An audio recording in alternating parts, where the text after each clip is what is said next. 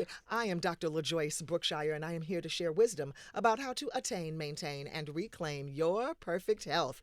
So please join us right now on Twitter at Ask the Good Doc, on Instagram and Facebook at Ask the Good Doctor, and please don't forget to, yes, subscribe to my YouTube channel, my YouTube channel, to my YouTube channel, to my YouTube channel. Thank you, Alexa.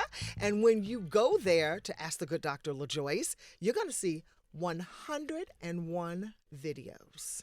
Yes, you will. So it's information laced for your mind, body, and spirit to help get it right this year because, now that 2020 is here, I hope that the vision is clear, that this is the year you've decided to do one thing and one thing alone, if nothing else, is that you're going to take care of yourself. Please take care of yourself. We've got some things for you to be able to do that. I want you to pick up that book, the Detox Edition Remix for a Healthy New You by me. You can get that at Amazon or wherever books are sold so that you can detox your body and get it together. Because I know you did the party over here, party over there during the holy season. I know you did. I have a guest here just cheesing because, we're all guilty of that a little bit. So you want to detox and reset. So grab that book. Or if you'd like a 1-hour phone consultation with me, please also, that's the Healthy New You 1-hour phone consultation. And that's available also. So just send me that email at askthegooddoctor@msn.com. And the last announcement, we have extended for the last time the early bird registration for the Vermont Wellness Warriors Weekend Getaway in January, until January 30th. So if you have not registered, for all of those who have gathered the information and have been sitting on it, I understand. Okay, so I heard you cry. January 30th, drop deadline for the early bird registration. And then we'll just move into just registration. But for now, it's discounted. So if you want to join us, if you would like to be there, send me that email, askthegooddoctor@msn.com. Well, today we are having an extraordinary conversation. We've got a studio full of people here today, and they are here to share with us and to impart some really good wisdom and some really good knowledge, things that this really affects the human condition, right? This affects the mind, the body, the spirit, and the human condition. And this is, today we're discussing the benefits of live musical theater. Oh, yes, live musical theater. And I am pleased to have in the studio 3 actors from Broadway, wonderful actors from shows that you know and love. We have got with us Olaf from Frozen, Chad Burris. Hello, Olaf. Hi, how are you? How are you? I'm great. He's so cheery. I just love him. And from Aladdin is Aladdin himself, Jacob Gutierrez. Hello. Hello. He's got the abs of life, and we'll talk about how he maintains that. And we've we've got Miss Adrienne, and I lost that piece of paper that tells me what your last name, Walker. Yes. I figured it out. Adrienne Walker, who is Nala from The Lion King. Hello. Hello, she's that fierce lioness. And also we have an expert on music enrichment joining us today, and she is Amelia Gold. How are you? How are you, Amelia? I'm so excited to be here with everybody. Oh, I am so excited to have you because we spoke on the phone and it just went on and on. You know how you meet a sister from another? 100%. Yeah, that was me and Amelia. Yeah, we're here. Well, last year, Live Nation conducted a study proving why live music is one of the most powerful human experiences and the ultimate escape from digital overload. I was so pleased to find this study. They say that in today's fractured world, live music is more important as a unifying force than ever before.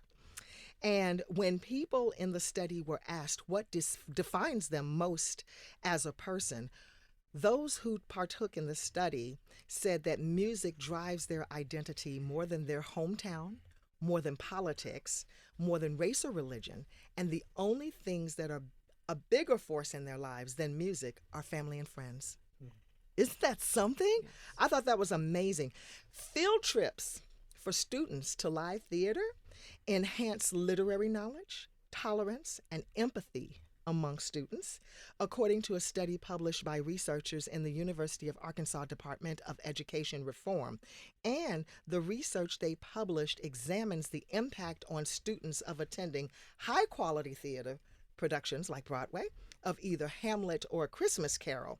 And the researchers found that viewing the productions leads to enhanced knowledge of the plot, increased vocabulary, greater tolerance, and improved ability to read the emotions of others. Just by going to the theater? Did you know it did all that for you? Well, that's what we want to talk about today. So what say you, Amelia? I'm so happy to hear that study because, everyone in this room lives that on a daily basis. And I think what's going on today is that people are viewing music and theater and art as extra, as something that is a dessert when you're on a diet, instead of intrinsic to the human condition. Yes. And we know that, when anything is not going well in the world, what do? We have a concert.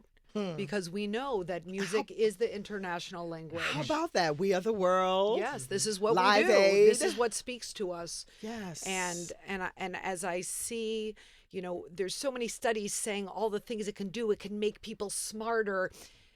What I like about what you shared is that it enhances the ability for us to connect with each other. And this is what people are starved for. This is connection. And, the more people have the opportunity to experience live, and I stress the live part, because when you see a movie or something on a screen, it's a highly choreographed.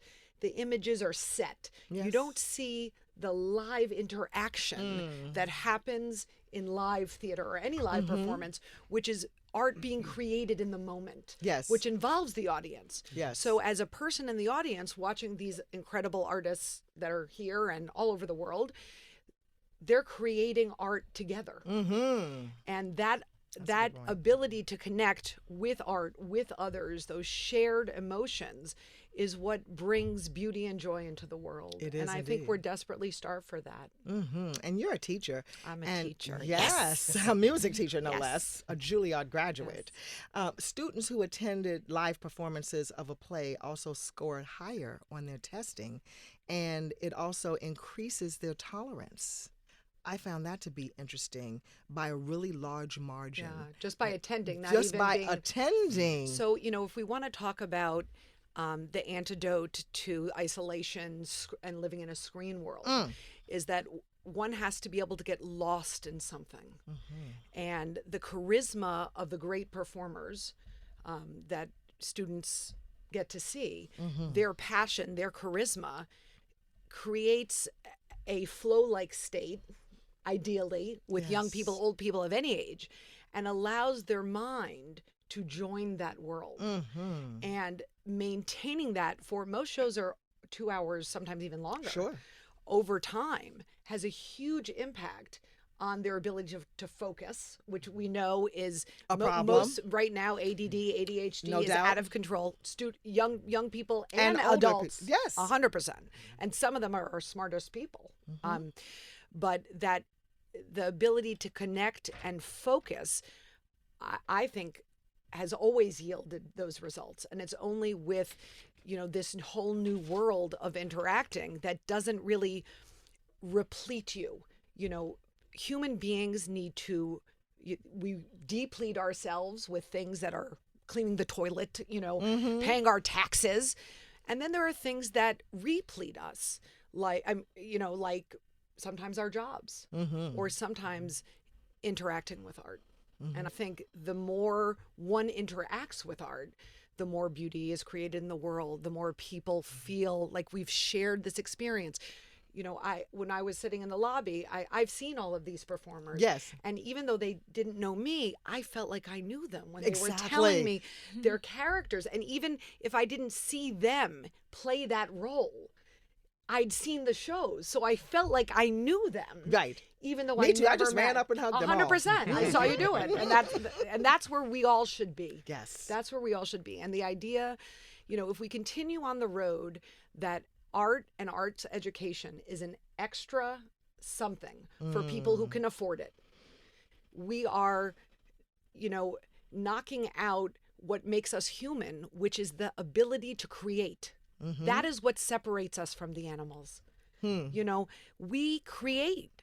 And I think the more we have this conversation, that's why I was so honored to be asked to hang out with you and speak with everyone today, is that, you know, in my school, the kids have instrumental lessons 4 times a week. Half the school is in one of the musicals. They they open for Itzhak Perlman this week, in November, and in February they're opening up for Joshua Bell. But that's at my school, in my little town, in my little bubble.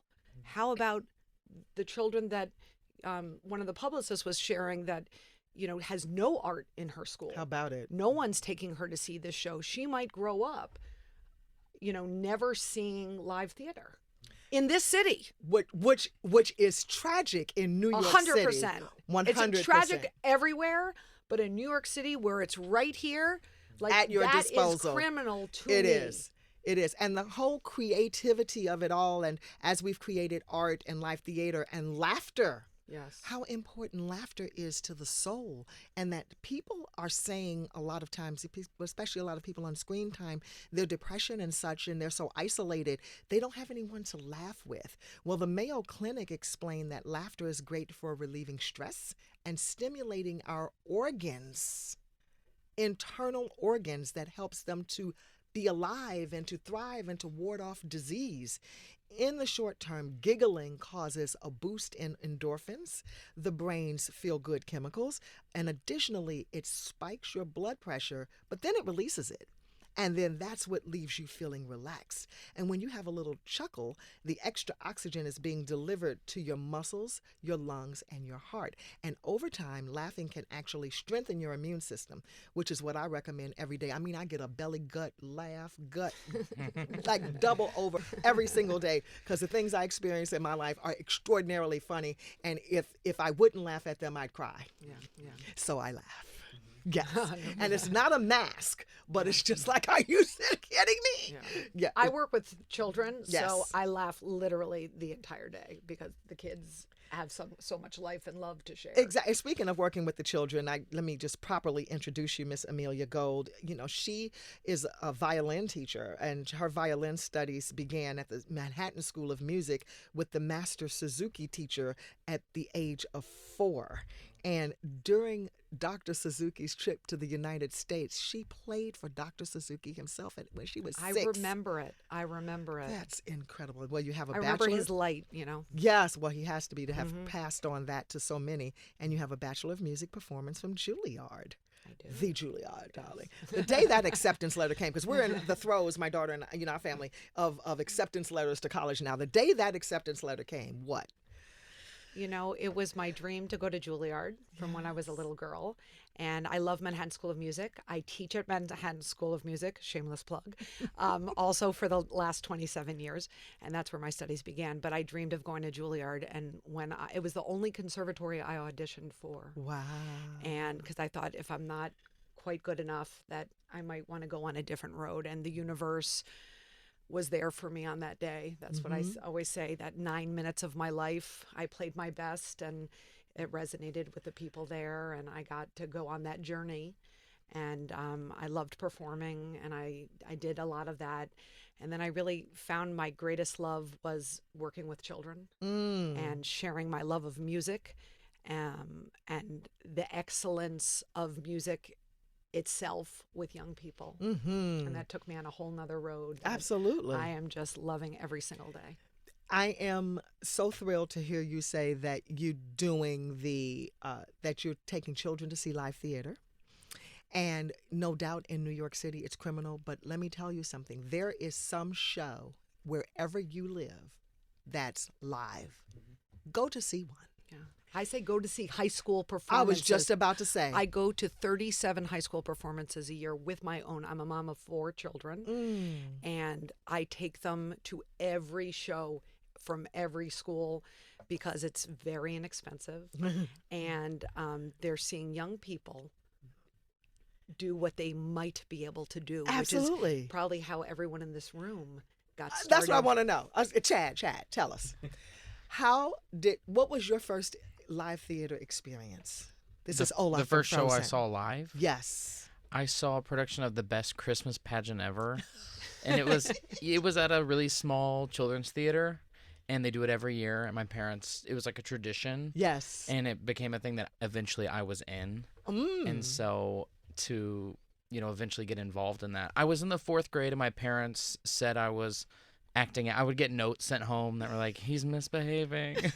So then I got involved, and they're like, maybe we can put this personality to good use, you know, instead of, because my mom would be like, you need to blend in. And I'm like, I don't know how to blend in. And so then it became a thing where I was a spectator and then got involved. So I think that when she was saying taking people to see it, it's also great because then you're like, I want to try that. So you don't know who you're taking it. That may be their profession or just a lifelong spectator and supporter. You're like cultivating that. Yes. So that was my first experience. Okay. And tell us.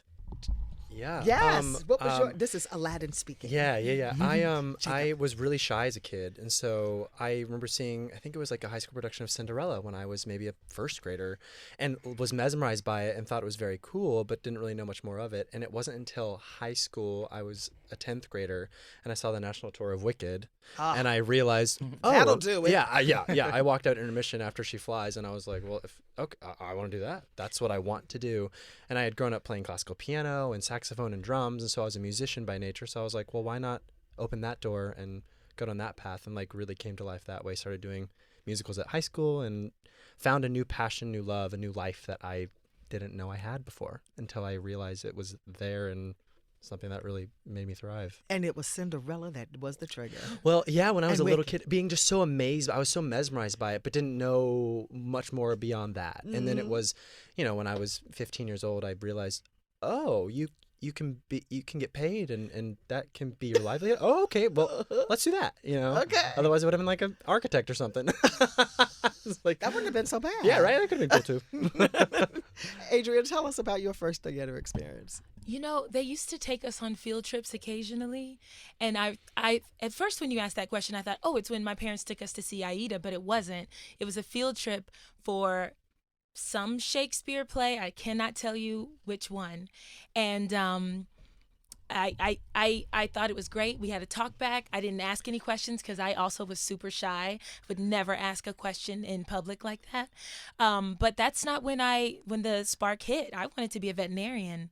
Wow. Yeah, I wanted to be a veterinarian or scientist or anything that had to do with science. And then in high school, I was in the choir and I loved singing. So I thought, no, you know what? I'll be a choral teacher. And that still wasn't the case. So I went to college. I went to Spelman College. Yay. And got my first solo. And decided that I really wanted to perform, but I thought I'd be doing opera. And so I had like all these different paths to lead me where I am here that were very unexpected.